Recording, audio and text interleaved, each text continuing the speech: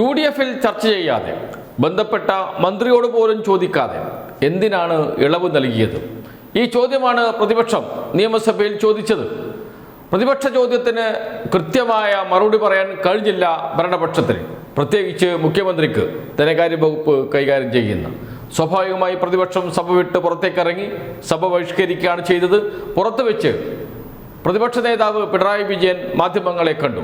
മാധ്യമപ്രവർത്തകരുടെ ചോദ്യങ്ങൾക്ക് ഒന്നൊന്നായി മറുപടി പറയുകയും ചെയ്തു. കാണാൻ നമുക്ക് ആ വാർത്താ സമ്മേളനം. കേരള നിയമസഭയുടെ ചരിത്രത്തിൽ ആദ്യമായാണ് ഇത്തരത്തിലൊരു സംഭവം ഉണ്ടാകുന്നത്. നമ്മുടെ നാട്ടിന് ഏറ്റവും കൂടുതൽ ആപത്ത് വരുത്തത്തക്ക രീതിയിൽ മദ്യവ്യാപനത്തിനുള്ള അവസരമാണ് ഇവിടെ UDF സർക്കാർ ഒരുക്കുന്നത്. കേരളത്തിലെ മദ്യം വ്യാപിക്കാതിരിക്കുന്നതിന് വേണ്ടി കനത്ത നികുതിയാണ് മദ്യത്തിനുമേൽ ചുമത്തിയിരിക്കുന്നത്.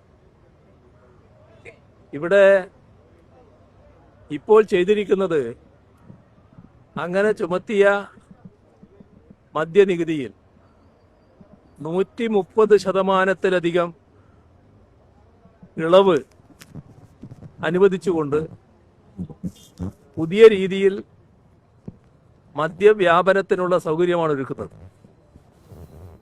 ഇത്തരമൊരു കാര്യം അതീവ ഗൗരവമായി നാടിനെ ബാധിക്കുന്നതും സമൂഹത്തെ ബാധിക്കുന്നതുമായ വിഷയമാണ്.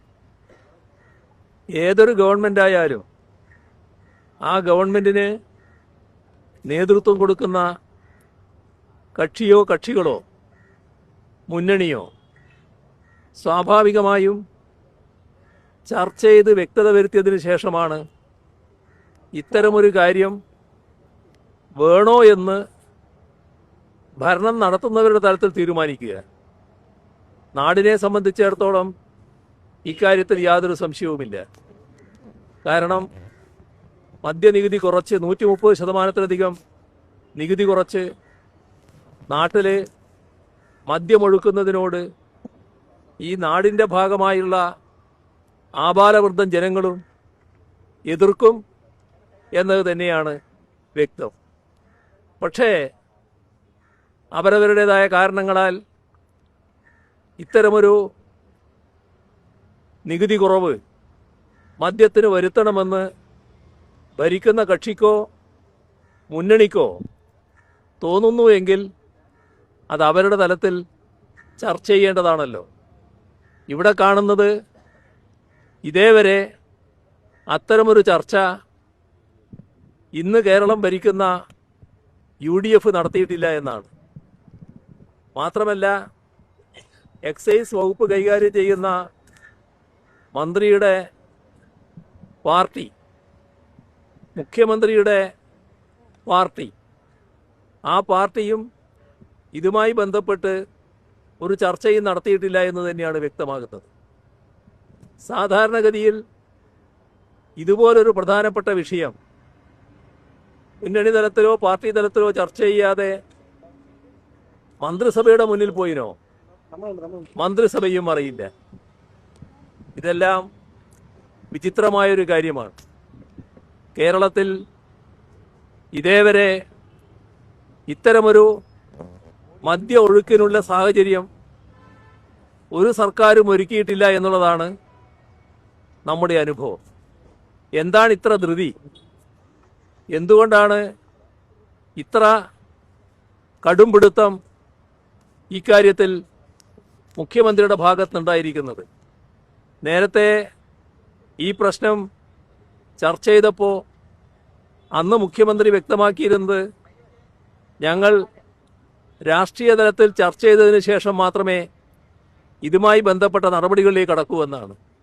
നോക്കണം, ഇന്ന് ഫൈനാൻസ് ബില്ല് കേരള അസംബ്ലിയിൽ അവതരിപ്പിക്കുന്നു. ആ ബില്ല് അവതരിപ്പിക്കുന്നത് ഈ ഉദ്ദേശത്തോടെയാണ് എന്ന് കണ്ടുകൊണ്ട് തന്നെ സഖാവ് KN ബാലഗോപാൽ ഒരു ക്രമപ്രശ്നം അസംബ്ലിയിൽ ഉന്നയിച്ചു. അതിതുമായി ബന്ധപ്പെട്ടതാണ്.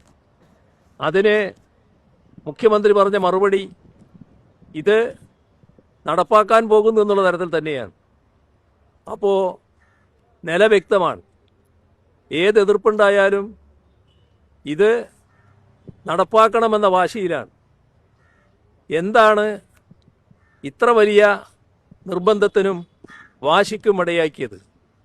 സാധാരണഗതിയിലുള്ള ഒന്നും അതിന് കാണാനാവില്ല. അവിടെയാണ് അഴിമതിയുടെ പ്രശ്നം വരുന്നത്.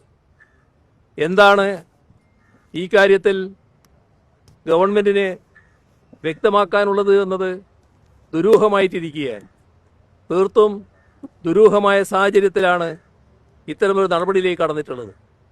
അതുകൊണ്ടാണ് നിയമസഭയിൽ ഈ പ്രശ്നങ്ങളോട് ഒരു മുട്ടാപ്പോക്ക് നയം സ്വീകരിക്കുന്ന മുഖ്യമന്ത്രിയുടെ നയത്തിൽ നിലപാടിൽ പ്രതിഷേധിച്ചുകൊണ്ട് ഞങ്ങൾ സഭ ബഹിഷ്കരിക്കുന്നതിന് ഇടയായത്.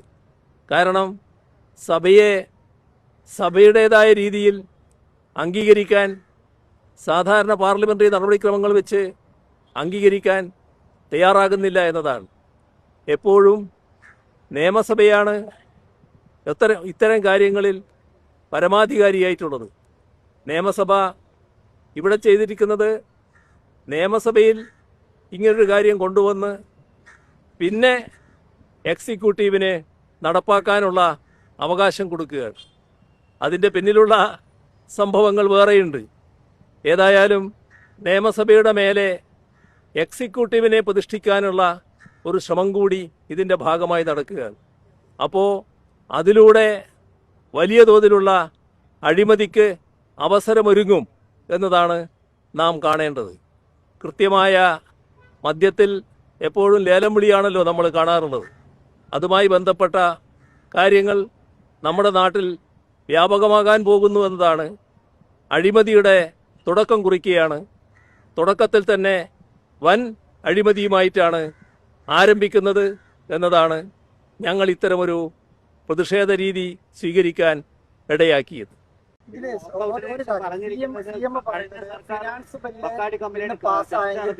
അഡീഷണൽ വിജ്ഞാപനം ഇറങ്ങാതെ ഇത് പ്രാബല്യത്തിൽ വരില്ല എന്ന് പറയുന്നതിൽ എത്രത്തോളം? അത് തന്നെയാണ് പ്രശ്നം. ഇവിടെ ബില്ല് പാസ്സാക്കി കഴിഞ്ഞാൽ പിന്നെ അത് നടപ്പാക്കുന്ന നിലയായി. ആ നടപ്പാക്കുന്ന കാര്യത്തിൽ പിന്നീട് രാഷ്ട്രീയ തീരുമാനമെടുക്കുമെന്ന് പറയുന്നതിനൊന്നും യാതൊരു അർത്ഥവുമില്ല. നിയമസഭ അംഗീകരിച്ചു കഴിഞ്ഞു.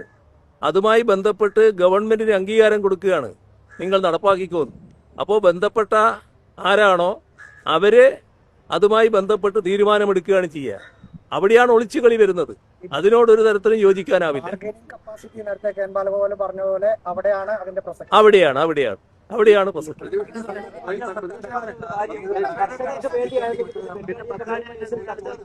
ഏത് കഴിഞ്ഞ സർക്കാരിന്റെ കാലത്ത് കൃത്യമായി സബ്ജക്ട് കമ്മിറ്റിയുടെ മുന്നിൽ പോയിട്ടാണ് ഫൈനാൻസ് ബില്ല് വന്നത്. അങ്ങനെ ഒരു പ്രശ്നമേ ഇല്ല. കൃത്യമായി ചർച്ച ചെയ്തിട്ട് സബ്ജക്ട് കമ്മിറ്റിയുടെ മുന്നിൽ പോയിട്ടാണ് കാര്യങ്ങൾ നടന്നിട്ടുള്ളത്. ബക്കാടിയുമായിട്ട് ഒരു ചർച്ചയും നടത്തിയിട്ടില്ല. ബക്കാടിയുമായിട്ടല്ല ചർച്ച നടത്തിയത് സഹകരണ സംഘവുമായിട്ടാണ്. അന്നത്തെ ഒരു സഹകരണ സംഘം ഇത്തരം കാര്യങ്ങളിൽ ഈ പദ്ധതിയുമായി മുന്നോട്ട് ഞങ്ങൾ വരാൻ തയ്യാറാണ്, കശുമാങ്ങയിൽ നിന്ന് 40 വൈൻ ഉൽപ്പാദിപ്പിക്കാൻ പറ്റും എന്ന് പറഞ്ഞുകൊണ്ട് വന്നിരുന്നു. ആ ചർച്ച ഒരു കാലത്ത് നടന്നിരുന്നു. ഞങ്ങൾ ഉദ്ദേശിച്ചിരുന്നത് നമ്മുടെ പഴത്തിൽ നിന്നും പച്ചക്കറിയിൽ നിന്നും അതേപോലെ ധാന്യത്തിൽ നിന്നും ഒക്കെ 40 വൈൻ ഉൽപ്പാദിപ്പിക്കാൻ സാധിക്കും. അതിനുള്ള നടപടികളുമായിട്ടാണ് ഞങ്ങൾ മുന്നോട്ട് പോയത്. സബ്ജക്ട് കമ്മിറ്റി കൂടാതെ ആക്ഷൻ നമ്മൾ ഏർപ്പെടുത്തിയിട്ടില്ല. ഏത്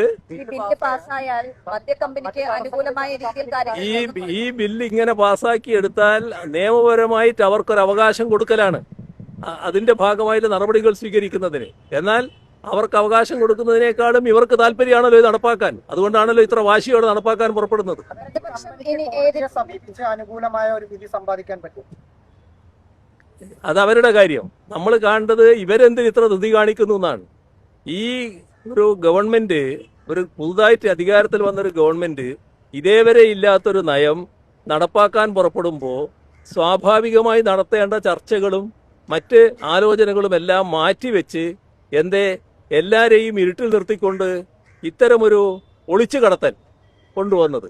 അതിന്റെ പിന്നിലുള്ള താല്പര്യമാണ് നാം കാണേണ്ടത്. അതാണ് പ്രധാനം. ഇനിയപ്പോൾ പ്രതിപക്ഷം എങ്ങനെയായിരിക്കും ഈ വിഷയത്തിൽ? ഇന്ന് സഭാ സമ്മേളനം അവസാനിക്കുകയാണ്. അപ്പോൾ നാളെ മുതൽ സഭയ്ക്ക് പുറത്തേക്കുള്ള ഒരു പ്രതിഷേധമായിരിക്കും. ഈ പ്രതിഷേധം ഞങ്ങൾ തുടരും. ഇതിനോട് ഒരു തരത്തിലും യോജിക്കാനാവില്ല. ഈ പ്രതിഷേധം തുടരുക തന്നെ ചെയ്യും.